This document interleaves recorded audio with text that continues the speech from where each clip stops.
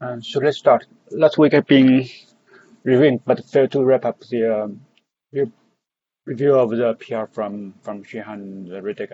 I will continue on the review this week. That's me, Tremay. I review Sam's PR and Shihan's PR, and currently is verifying Sam's second PR, and I'm working on the proof counter supported in SeaStore. So currently fixed the test cases because their many structure is constructor function is changed. So modify the many test case and fixed build error. So that's all. Riddick.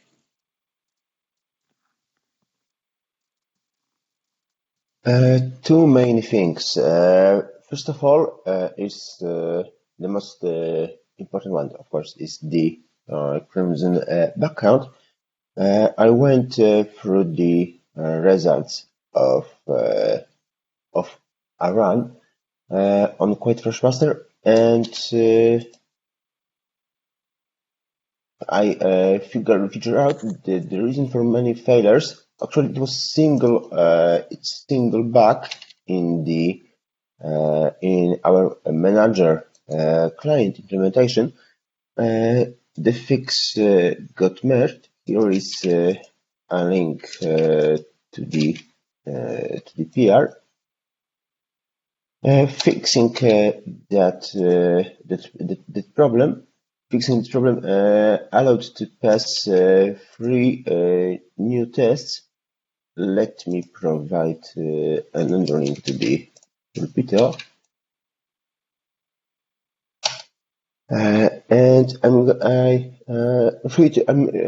reiterating the process right now. I'm working on an issue with the get info of the CLS lock Ceph class implementation. There is a set fault there. The problem is about corrupted buffer list. I'm not sure, but however, I doubt it's caused by the buffer list implementation. Likely we have a problem that causes just memory corruption that shows up in this particular place. Working on that.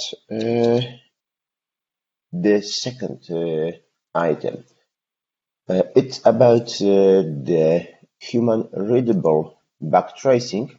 Actually, the skipping, the freeing human developer from using the SeaStore ADR to line utility. Pasting the link. It got merged very recently, so I hope that going through backtraces now will be much easier. There should be no need to deploy the container, fetch ADR2 line, do a lot of boilerplate. I will remove that sector in document. Yeah, that's a good idea. Cool. Right now, I'm working on continuing with the backhand. That's me. Thank you, Riddick.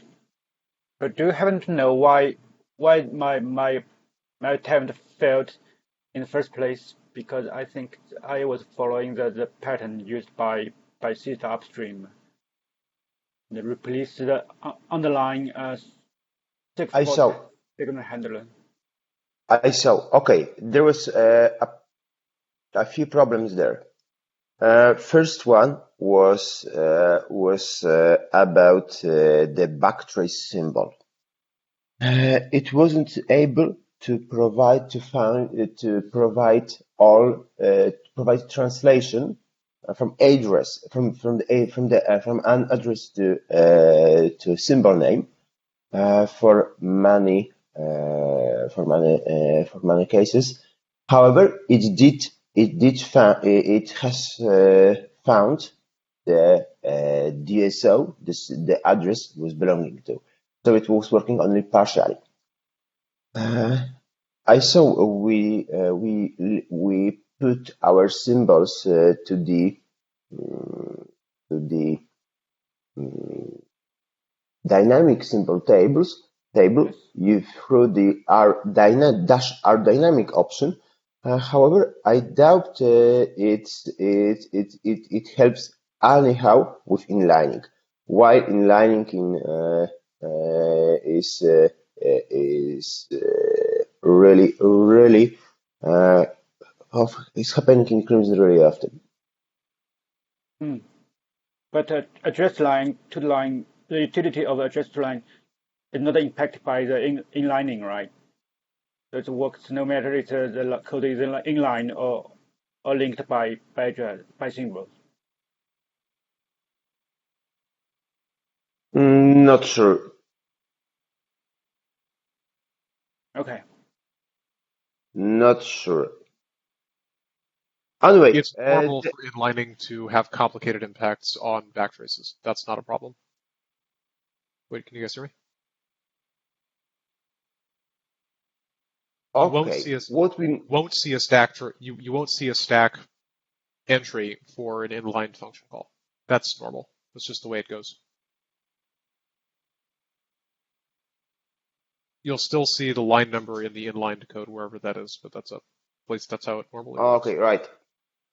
That's okay though. That's how it's supposed to work. Yeah. Anyway, the libc based implementation of backtrace symbols was unable to find the symbol name. That's for sure. But, I mean, at this point, any approach that does the job is fine with me. Right now, we have nothing, so any improvement would be worth merging. Actually, underneath, we now boost stack trace calls the ADDR to line. So it does absolutely the same, like a developer did manually before the change, but Perfect. now it's automated. The price for it is, of course, adding a dependency, a runtime dependency on the user being ADDR to line. That's okay. Availability. Yeah, that's okay. Second problem was about actually triggering the signal handler.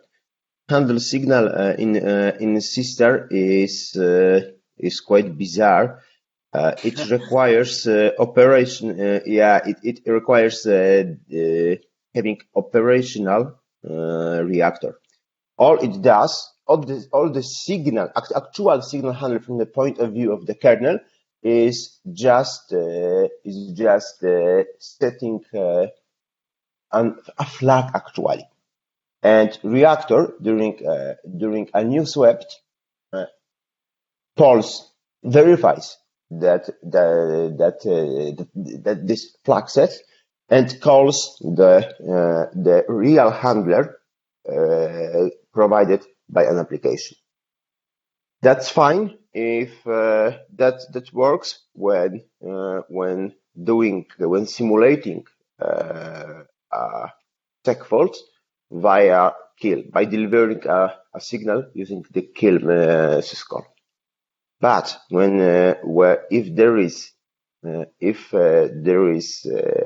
actual tech fault, it might become problematic. Oh. So we cannot rely on the proxy embedded in the reactor.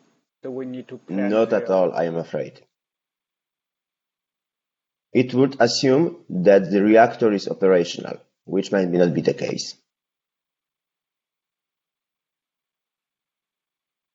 Okay, thank you. I updated the packaging to include the binary utilities in the flavor of a Crimson build, at least. I see. Actually, I have a div, but just a single line to the Ceph spec .in. Is there any other place we should update? the Debian slash control, I believe. Okay, I see. And guarded with Crimson, Job Crimson, Chef Space Crimson, I believe. That was the Sure. trick. I will take a look. Thanks. Thank you. And Sam? Yep. I merged the initial object extent handling last night. I have a new patch out that I think fixes Shunmei's problem in that the problem we were running into is that a transaction that should have been detected as a conflict doesn't get detected as a conflict if it accesses an extent that has been retired. So I added some machinery to keep placeholders for those extents in memory until all transactions that could reference them go away. Fairly straightforward fix. Yingxin is running into an entirely separate problem. By the way, I confirmed that this happens even without this PR. I think it's probably a function of the increased complexity of what you've done with the Ono tree. So I think it's a bug that's been here for some time. You just uncovered it by making the test cases longer. I'm looking into what's causing it. I think it's something in the LBA tree. That's it. Thank you, Sam. Hi, Sam. So, what did the error you mean? The add pin error? Correct. It wasn't actually a problem with the pins at all. It was that a transaction that should have failed was trying to read an extent that was actually dead back into cache, and it was conflicting with its replacement. Okay, so I will try if I can see the add pin error, but I still see the hung. The system still hung. That I haven't reproduced, so I would need more information about that. Okay. I know there's some weirdness going on with the garbage collector. That's also on my list, but I haven't actually seen it hang. I'm also working on adding Crimson or SeaStore into Crimson itself. Hopefully that will be not complicated.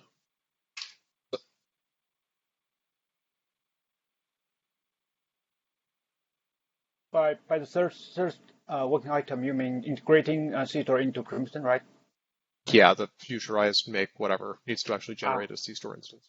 Just the wiring. There shouldn't be much to it. I see. Thank you. Johan. This week I was mainly working on supporting extended attributes other than OI attributes and set attributes. Here's the code. That's all for me.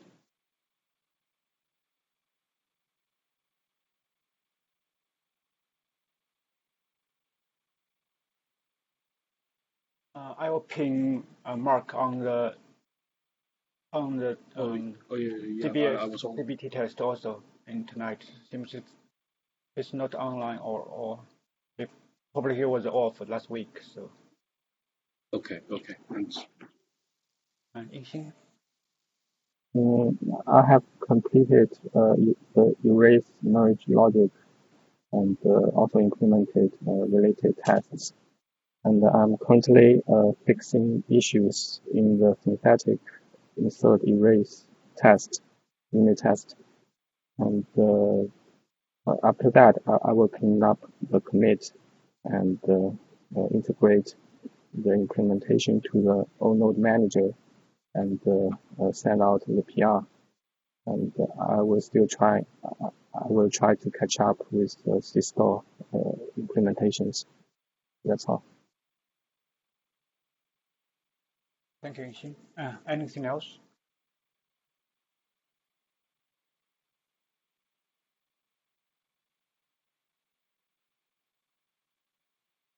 Nope. Oh, by the way, I'm also extracting the configurations, namely the OSD related and Crimson related configuration out of the global.yaml.in in hope to reduce the memory footprint and the overhead of maintenance.